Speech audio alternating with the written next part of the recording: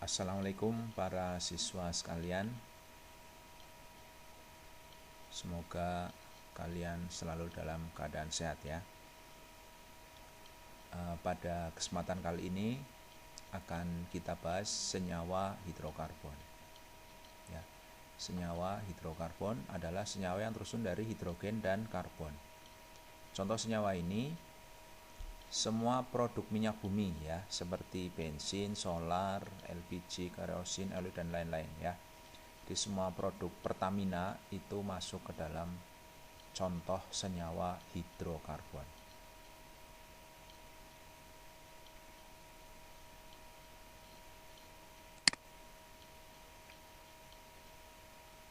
Senyawa hidrokarbon ini juga sebenarnya merupakan bagian dari senyawa karbon. Jadi ini senyawa hidrokarbon itu merupakan dari bagian dari senyawa karbon atau disebut juga senyawa organik.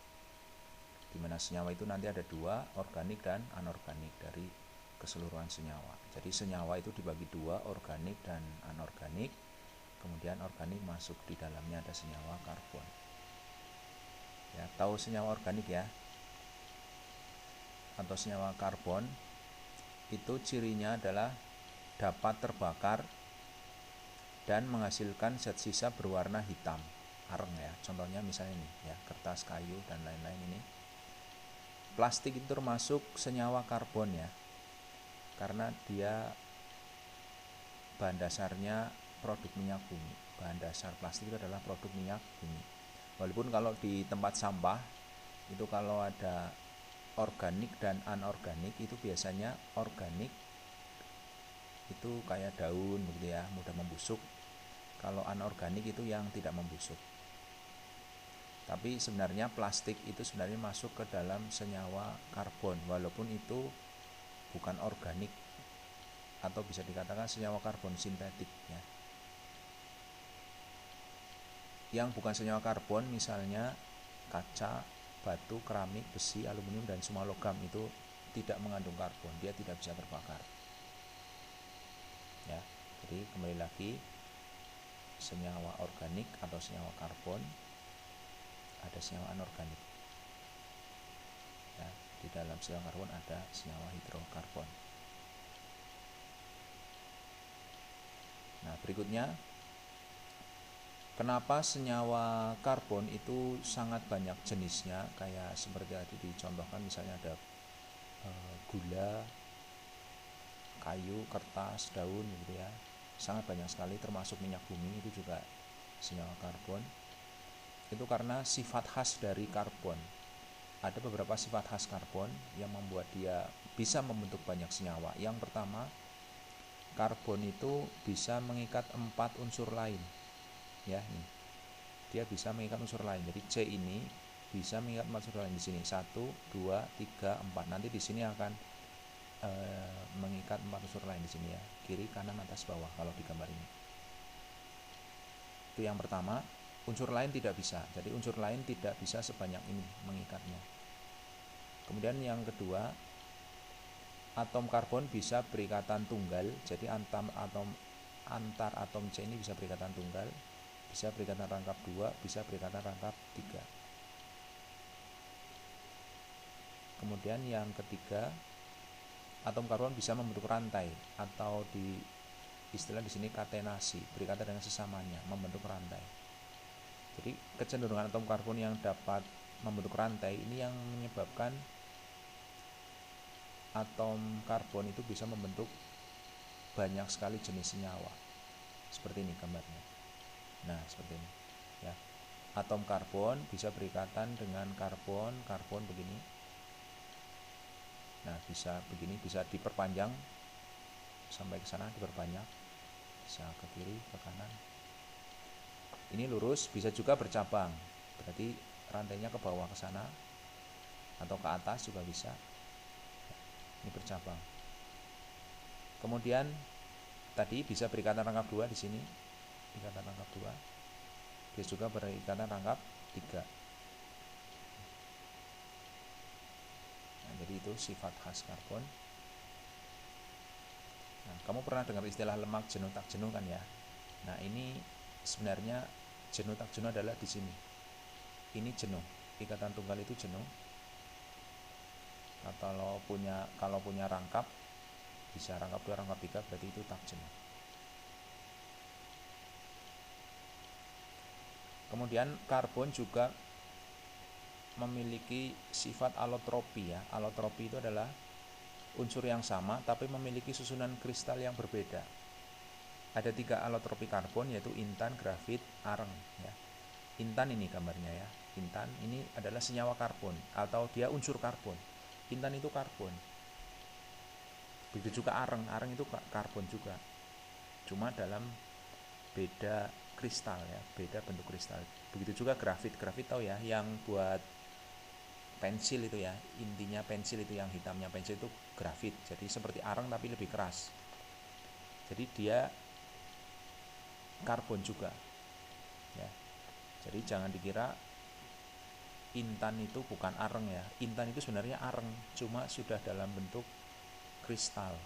Nah, kenapa dia bisa berbeda walaupun sama-sama karbon? Ya karena berbeda pada proses terbentuknya.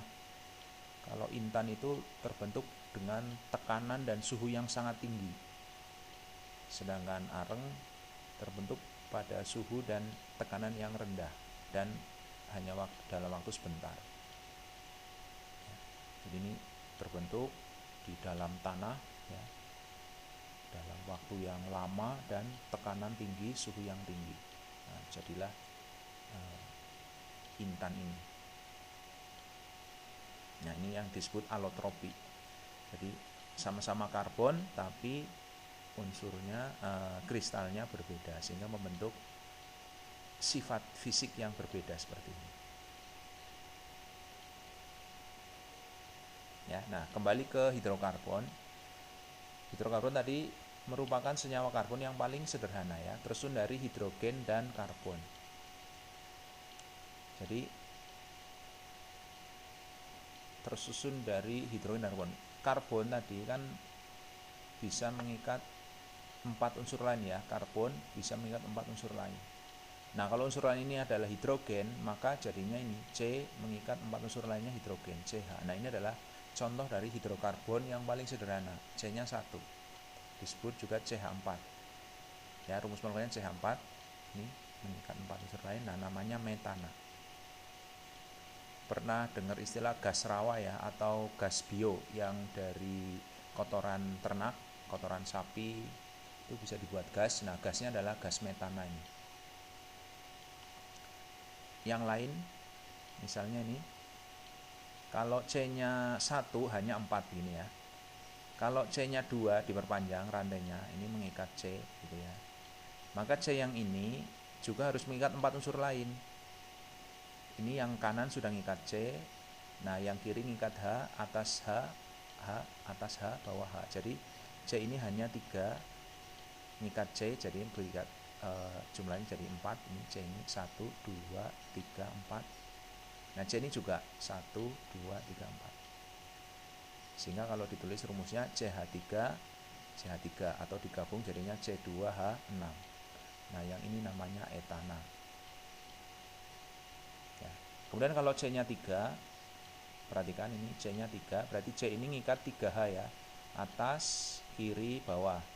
C yang tengah hanya atas dan bawah karena kiri kanannya sudah ngikat C. Ya. Kemudian yang kanan C kanan, atas, bawah, kanan. Ya, jadi CH3 ini yang paling kiri, yang tengah CH2, CH3. Ya.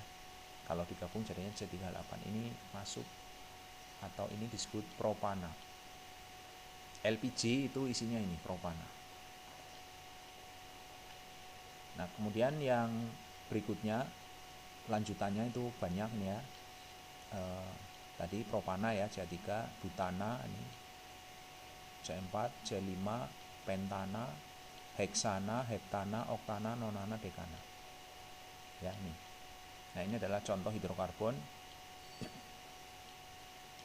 dari yang pertama sampai yang 10. Ini sampai 10 aja ya. Sebenarnya banyak. Ini yang harus kamu pelajari, yang kamu pahami dulu. Yang pertama, yang penting ini dulu. Nah, ini contoh-contoh yang lain. Kalau C1, C5 itu gas alam ya, ini bukan suhu ya, suku hidrokarbon, salah ketik ini. C1 sampai C5 itu maksudnya gas alam ya, untuk gas LPG. Petroleum ether ini bahan bakar pesawat atau pelarut. Bensin ini bahan bakar kendaraan. Minyak tanah C12 sampai C16. Minyak diesel lebih banyak lagi C-nya. Semakin C-nya banyak itu semakin kental ya. Jadi minyaknya itu teksturnya atau fisiknya itu semakin kental. Semakin banyak nanti ada yang padat. Lilin ini padat, aspal padat, kecuali kalau dipanaskan baru dia meleleh. Ya, jadi ini contoh hidrokarbon yang lain. Berikutnya klasifikasi hidrokarbon. Berdasarkan bentuk rantai karbonnya, hidrokarbon dibagi menjadi 3 ya, alifatik, alisiklik, aromatik. Alifatik itu yang tadi lurus. Kemudian kalau alisiklik itu berarti dia rantainya melingkar. Ya, melingkar artinya ujungnya ketemu ujung lagi, melingkar. Kemudian ada aromatis, melingkar tapi selang-seling ada rangkap begini ya. Ini berdasarkan rantai karbonnya. Kemudian berdasarkan jenis ikatannya, itu ada yang jenuh tadi, ikatan tunggal, ini alkana, ikatannya tunggal semua di sini. Kemudian alkena, tak jenuh atau rangkap. Alkena ada rangkap duanya di sini. Ini ada 2 contoh, 1, 2, ini 2 contoh ya. Ini 1 contoh, ini 2 contoh kedua. Ini alkuna ada rangkap 3-nya. Ini juga 2 contoh. Ini contoh pertama yang atas, contoh kedua yang bawah. Ya, itu dulu untuk kali ini. Ya, nah, tugas buat kamu setelah melihat video ini, kamu menghafalkan ini, menghafalkan metana, etana sampai dekana. Jadi 1 metana, 2 etana, 3 propana, 4 butana, 5 pentana, 6 heksana, 7 heptana, 8 oktana, 9 nonana, 10 dekana. Ya, dihafalkan. Dihafalkan ya, nanti akan Pak Guru kasih petunjuk bagaimana cara mengumpulkan atau melaksanakan tugas menghafal ini. Yang penting kamu hafalkan dulu dari 1 sampai 10. Ya. Sekian untuk scan kali ini. Wassalamualaikum warahmatullahi wabarakatuh.